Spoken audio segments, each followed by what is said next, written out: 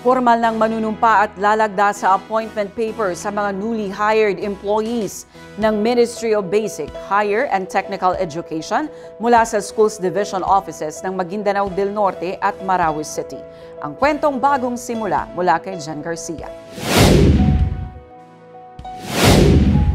Isasagawa ng Ministry of Basic, Higher and Technical Education sa October 15, 2025 ang panunumpa at appointment signing para sa mga bagong hired na mga empleyado mula sa Schools Division Offices ng Maguindanao del Norte at Marawi City.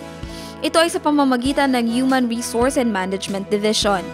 Gaganapin ito alas 3:30 ng hapon bukas, araw ng Miyerkules, 15 ng Oktubre sa Notre Dame Village Central Elementary School Covered Court.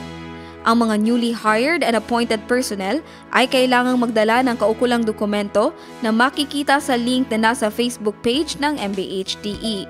Jen Garcia, iMinds, Philippines.